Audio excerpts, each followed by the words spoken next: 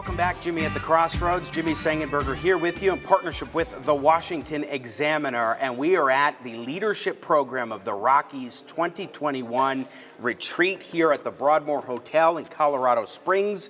And today is about saving freedom 1776, and this is a battle that's going on across the United States and, of course, around the globe. And I am so pleased to be joined here today by someone who knows all about the fight for liberty in Latin America.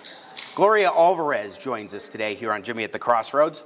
And I'm going to just ask her to tell us a little bit about herself. But first, welcome to the show. It's good to have you. Bienvenidos. Thank you, Jimmy. Muchas gracias. It's a pleasure to be here with your audience. I got Jimmy at the crossroads, making sense out of nonsense.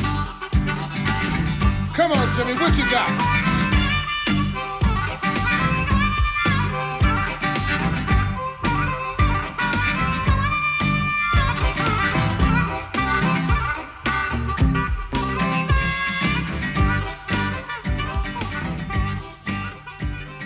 So fantastic to have you. I just want to go to the beginning because we have a similar track of having started radio as teenagers. Now, me, it was college radio. You were doing music radio. Tell us about yourself. Oh, well, I was doing college in a libertarian university that I didn't choose because of libertarian ideas. It just happened to be the only university in Guatemala offering international affairs. And I fell in love with the curriculum. I didn't know what I was going to do with it, but I was like, if I study what I really like, something will happen. And then on the second year of college, sophomore that you call, I had some friends in a band, and the father of one of them was bringing a new music radio to Guatemala. But he didn't want like the typical broadcaster.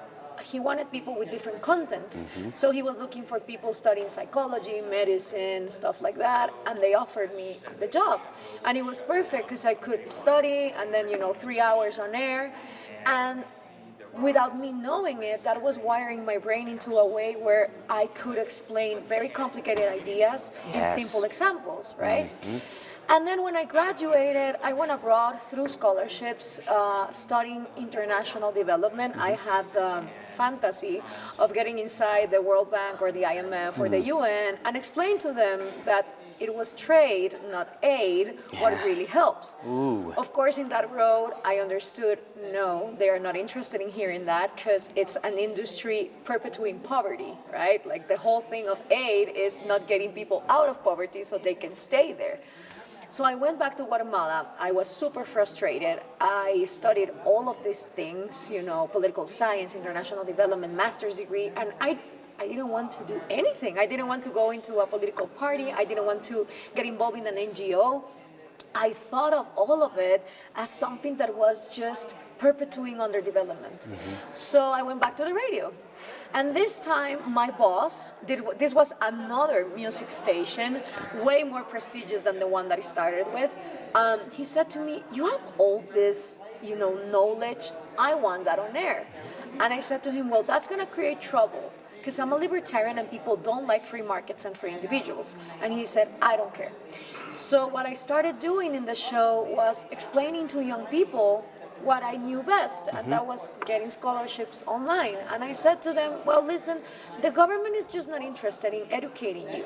It's just not, because, the dumber you are, the cheaper your vote.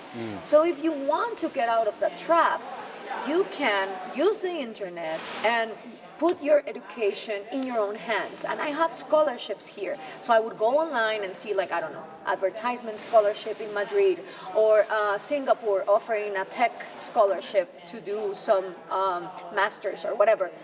And then my show just skyrocketed in ratings. And it was amazing because while my colleagues were talking about, Hollywood gossip in that moment, like the Kardashians or what was going on with Lindsay Lohan and Britney Spears, I was offering alternatives, and that opened the space until the point that through that music station, I interviewed political candidates in Guatemala. We started doing activism, so it was pretty cool. So when you were on the radio specifically trying to take a music show and make it more about issues of the day that impact people's real lives, what was it that you really tried to use in terms of strategies to personalize it and make it relatable to people for a music station so that they weren't turning away while they were maybe wanting to go for music and hear a little bit about gossip? Right, so first of all understanding who's your audience. My audience was high school kids and college kids. That what I understand now is that people are not going to bet for freedom if they are too afraid to be free. And what we have in Latin America is psychological damages in self-esteem. People are taught since they're kids that they're victims of the United States, victims of the Spanish conquistador, victims of the oligarchies, victims in a way that it doesn't matter how much they work hard, they won't get up in the ladder of progress. So if you have people with a damaged self-esteem, it doesn't matter how much you talk about free market economics, they're just gonna be like, I don't want this. Right. So I went back to another level, and that's emotional intelligence and psychology. And I would be going to topics like, for example, the way that I would sell the fountainhead of Ayn Rand to them. I was like, guys, do you want to study something that your parents would kill you if you study? Like maybe you want to be an astronaut or a chef, but your parents want you to be a doctor or a lawyer, which is like the very, conservative way of thinking about school. And I would say like, well, I have this fantastic book, and it was about this architect who get bullied because he wanted to make these amazing modern buildings. So if you want good arguments in order to stand up for yourself, I have this amazing book called The Fountainhead by Ayn Rand. I wouldn't mention the buzzwords like private property, capitalism, all those things that people would be like, hell no. Like I would sell the product from another angle. And it was very efficient. Actually, because of that work, then I started getting other job offers. I worked in a bank as a social media manager. I worked for a cell phone company. And that's how I started understanding that technology is doing in Latin America what the governments will never do, educating and empowering people. So one thing that is a big struggle for conservatives, libertarians here in the United States today is exactly what you were talking about in terms of personalization and making it relatable in a way that can get them thinking, okay, this has an impact on my life, but also the language aspect that you're underscoring, not saying things that can instantly turn somebody off because there's certain terminology that's being used. What advice would you give to American media folks like myself or to elected officials or candidates who are trying to shrink the size and scope of government, focus on individual liberty and free markets, to do that in an effective way and bring in this next generation of Generation Z or our generation of millennials into the fold? Well, there are various strategies that involve thinking outside the box and not making the battle in the stage that they put for you, but make your own stage. So I'll give you 3 examples. With feminism, for example, right? Original feminists were actually very libertarian in the sense that they didn't want privileges from the government or subsidies. They just wanted to have the right to work, to acquire private property, to open a bank account, like to be treated equally, right? And now feminists are like, oh, the patriarchy is horrible, but they want to submit women to the most inefficient and corrupt daddy of them all, which is daddy government. So when you say just that, it's like you can see the shock in their heads.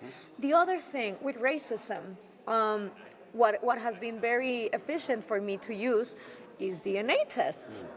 I actually did my own DNA test, and it turns out that I have Native American, African, Scandinavian. And when I'm seeing all these divisions of race, I say, listen, if everybody would get their DNA, they would all see that we're all genetic blenders. It's stupid to be judging and dividing us by the color of our skin, which doesn't even represent what's going on in our genetic ladder, right? So when you introduce things like that, it's like, what? Like no one expects that. And I think that conservatives and libertarians sometimes are afraid to think outside the box and come out with strategies that are maybe too exaggerated, but they are very efficient. The other thing I was talking yesterday when I was coming in, and this is a 3rd example that I give you, is the hypocrisy, right? The hypocrisy of Latin Americans and also Californians. Let me put you in parallel, right? Latin Americans and Californians have consistently voted for socialist strategies, right? Let's embrace the poor. Let's get free stuff. Let's embrace the homeless because we care and we have this solidarity. Great, perfect. Turns out that when you invest in these policies, misery, scarcity, hyperinflation, poverty starts arising. What do Latin Americans do? They migrate to the United States. What are Californians doing? Going to Texas and going to Colorado. Colorado, I was just going to say that, absolutely. So the thing is, if you're moving, don't bring the disgrace with you. Otherwise, stay there and live according to the socialist policies that you chose. But the hypocrisy is, they choose this, they create a disaster, then they move to freer parts of the world, and they pretend to establish the same thing. And it's like, no.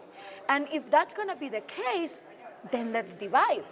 I sort of compare that idea that you're expressing to like a plague of locusts that goes to one place, eats everything up there, and then moves on to the next one, and doesn't recognize that what they're doing is creating the exact same problems that they were dealing with before. And so something that always comes to my mind when we're discussing how to express ideas of liberty is also through stories and talking about how people experience certain things. I mean, you've got Hungarian background and Cuban because between the two of your parents. And so finally, as we wrap up here, what can you tell us about storytelling and the power of that? It's super powerful. In fact, I quote in some of my conferences Tyrion Lannister from Game of Thrones and the power of stories, and I use Star Wars and I use Matrix. And in my love the Star Wars. I do that too. Yeah, like I try to use everything that art has to offer to teach lessons about freedom, especially to a generation that doesn't like to read. Maybe not everybody's gonna read Human Action by Ludwig von Mises or Atlas Shrugged because they're like thousands of pages, but there are stories. And this is the thing, neuroscience is teaching us that if an idea, it's not backed with an emotion, the idea doesn't stick. And that is what the left does very efficiently. They talk about emotions regardless of the data. And if you only stick to the data, I wish it would be as easy as showing a picture of Korea. And you know, there's electricity in South Korea, there's none in North Korea. You see, it doesn't work. I wish it would be that easy. But you have to attach emotions to the data. So well. It's been said, facts don't care about your feelings. Somebody says that. Feelings don't care about your facts. You got to bring the two things together. Exactly. Gloria Alvarez, we're out of time, but thank you so much. Let's keep in touch. This was such a treat. Yeah, thank you. Thank you. Talking politics, great for generations. Oh, what a mix. I got Jimmy at the crossroads, making sense out of no sense.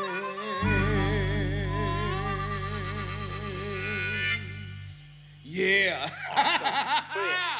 Boom.